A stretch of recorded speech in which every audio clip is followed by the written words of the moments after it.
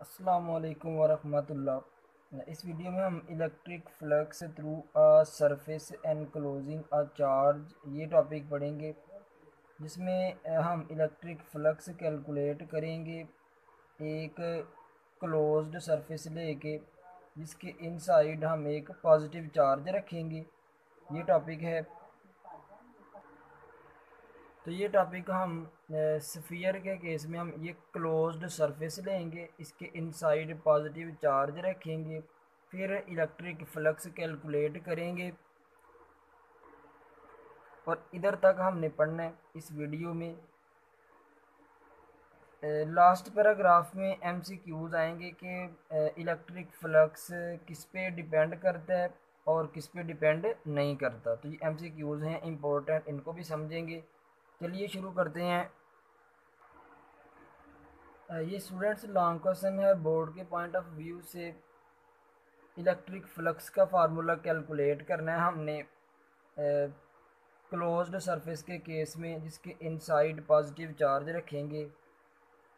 तो कैलकुलेट करने के लिए इलेक्ट्रिक फ्लक्स का फार्मूला हमने एक क्लोज्ड सरफेस ली, यानी हमने एक स्फीयर लिया जिसके इनसाइड एक पॉजिटिव चार्ज रखा, और पॉजिटिव चार्ज से electric field lines all directions में मूव कर रही होंगी। हमें पता है कि पॉजिटिव चार्ज से इलेक्ट्रिक फील्ड लाइंस अवे जाती हैं, इस तरह अवे जा रही होंगी।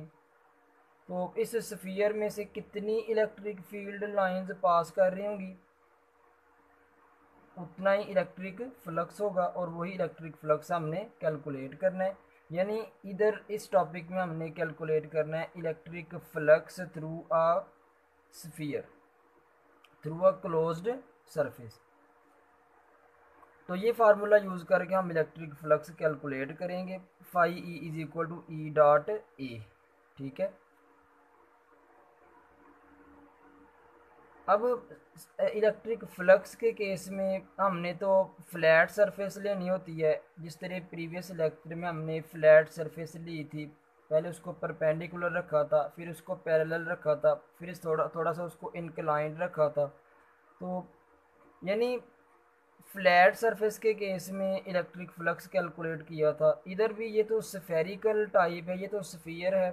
फिर इसको भी फ्लैट सरफेस, इसके भी इसका सरफेस एरिया कंप्लीट है। तो फिर फ्लैट सरफेस को कॉन्सेप्ट समझने के लिए, फ्लैट सरफेस बनाने के लिए हमने इस स्फीयर को छोटे छोटे पैचेस में डिवाइड कर दिया। छोटे छोटे पैचेस में हमने इसको तोड़ दिया। जितने स्मॉलेस्ट से स्मॉलेस्ट पैच में तोड़ेंगे, उतना ही हमारा सरफेस एरिया उतना ही फ्लैट आएगा, और उतना ही हमारा इलेक्ट्रिक फ्लक्स भी एक्यूरेट निकल आएगा। बाकी हमने इस स्फीयर के टोटल सरफेस एरिया को छोटे छोटे पैचेस में डिवाइड कर दिया, और हर पैच का सरफेस एरिया होगा। पहले का डेल्टा A1, दूसरे का हमने ले लिया डेल्टा A2, और डेल्टा जो है हमें पता है कि स्मॉल चेंज के लिए यूज़ करते हैं। और लास्ट सरफेस एरिया के लिए डेल्टा AN आ जाएगा। और इन्हीं के पॉइंट ऑफ व्यू से इलेक्ट्रिक फील्ड लाइंस भी, यानी इस सरफेस एरिया में से E1 इलेक्ट्रिक फील्ड लाइन पास कर रही है, इसमें से E2, इसमें से E3 और इसमें से EN।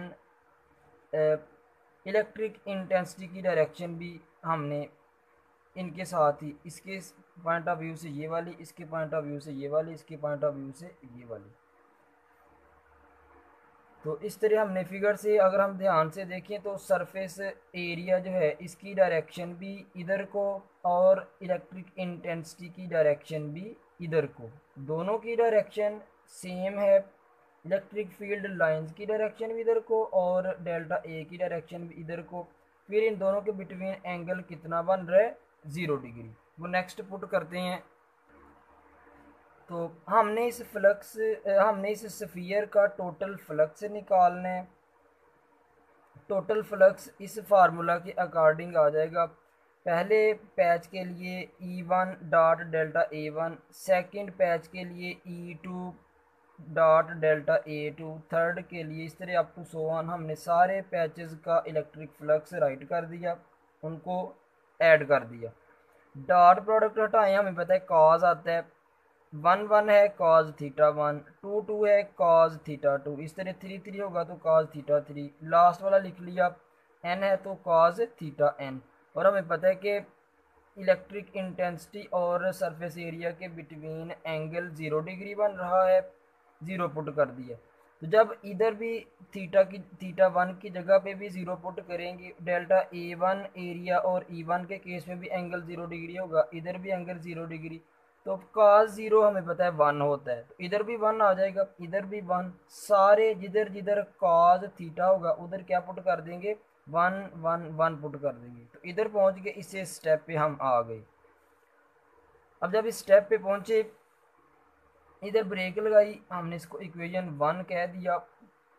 फिर अगर हम फिगर को ध्यान से देखें तो इलेक्ट्रिक फील्ड लाइंस की डायरेक्शन पॉजिटिव से अवे जा रही हैं, तो हर पैच के लिए इलेक्ट्रिक फील्ड लाइंस की डायरेक्शन क्या होगी, सेम होगी। हर पैच के लिए इलेक्ट्रिक फील्ड लाइंस की डायरेक्शन सेम होगी, यानी जो डायरेक्शन ई वन की होगी वही ई टू की, वही ई थ्री की और वही ई एन की। फिर हमने सारों की जगह पे जनरली ई पुट कर दिया, तो ये ई वन की जगह पे भी ई आ जाएगा, ई टू की जगह पे भी ई आ जाएगा, ई थ्री की जगह पे भी ई आ जाएगा, ई एन की जगह पे भी ई पुट कर दिया, क्योंकि इलेक्ट्रिक इंटेंसिटी की डायरेक्शन सारे पैचेस के केस में क्या है, सेम। फिर नेक्स्ट ई कॉमन ले लिया, ई सारों में से कॉमन आ जाएगा, डेल्टा ए वन रह गया plus delta A two plus delta A three and up to so on. तो ये जो सारे पैचेस का एरिया है, अगर इन सारों का सम जो है, तो ये सम करें, टोटल एरिया ऑफ स्फीयर निकल आता है, इस स्फीयर का टोटल एरिया निकल आता है। तो फिर सारे पैचेस के एरिया का सम किसके इक्वल आ जाएगा, एरिया ऑफ स्फीयर के। और हमें पता है कि स्फीयर के एरिया का फार्मूला होता है 4 पाई स्क्वायर। सर्कल के केस में एरिया का फार्मूला कुछ और होता है और स्फीयर के केस में एरिया का फार्मूला कुछ और होता है। सर्कल के केस में पाई आर स्क्वायर होता है और स्फीयर के केस में 4 पाई आर स्क्वायर। तो इधर हमने 4 पाई आर स्क्वायर पुट कर दिया।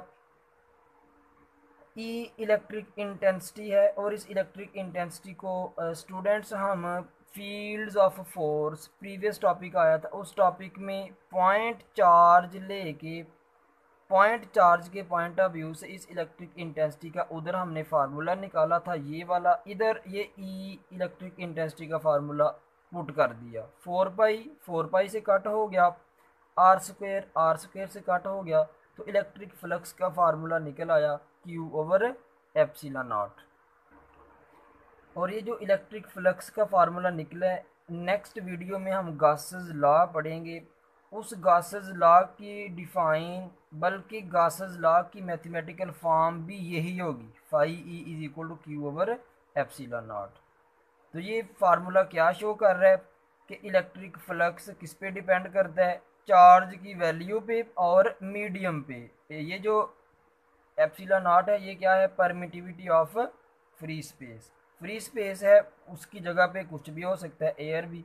फिर मीडियम पे डिपेंड करता है इलेक्ट्रिक फ्लक्स और चार्ज की वैल्यू पे। नेक्स्ट देखते हैं, तो हमने एक स्फीयर लिया था, अगर हम इस स्फीयर को एक क्लोज्ड सरफेस में बंद कर दें, फिर भी इलेक्ट्रिक फील्ड लाइंस की डायरेक्शन तो एक जैसी ही होगी, इलेक्ट्रिक फील्ड लाइंस की डायरेक्शन पे तो कोई फ़र्क नहीं पड़ेगा। फिर इलेक्ट्रिक फील्ड लाइंस पे कोई फ़र्क नहीं पड़ेगा, इस तरह इलेक्ट्रिक फ्लक्स पे भी कोई फ़र्क नहीं पड़ेगा। इलेक्ट्रिक फ्लक्स क्या है, number of electric field lines passing through surface area. किसी सरफेस एरिया में से जितनी ज़्यादा लाइंस पास करें उतना ही उसका फ्लक्स होता है। तो फिर चाहे इस स्फीयर को क्लोज्ड सरफेस में बंद भी कर दें, फिर भी इलेक्ट्रिक फ्लक्स पे कोई फ़र्क नहीं पड़ा। फिर हमने MCQs देखा कि ये जो शेप है, किसी भी जिस तरह की मर्ज़ी शेप हो या इसकी जिस तरह की ज्योमेट्री हो, इलेक्ट्रिक फ्लक्स इस शेप पे डिपेंड नहीं करता। इलेक्ट्रिक फ्लक्स फिर किस पे डिपेंड करता है, इस फार्मूला के अकॉर्डिंग इलेक्ट्रिक फ्लक्स डिपेंड करता है मीडियम पे, एप्सिलॉन नॉट पे, और डिपेंड करता है वैल्यू ऑफ चार्ज एनक्लोज्ड पे, कि इस जो स्फीयर के अंदर चार्ज है इसकी वैल्यू पे डिपेंड करता है। फिर हमने कह दिया कि electric flux is independent of shape और geometry of the closed surface, यानी इलेक्ट्रिक फ्लक्स शेप या ज्योमेट्री पे, क्लोज्ड सरफेस की शेप या ज्योमेट्री पे डिपेंड नहीं करता। इलेक्ट्रिक फ्लक्स ओनली डिपेंड करता है मीडियम पे और वैल्यू ऑफ चार्ज एनक्लोज्ड पे। तो ये था टॉपिक। अल्लाह हाफिज़।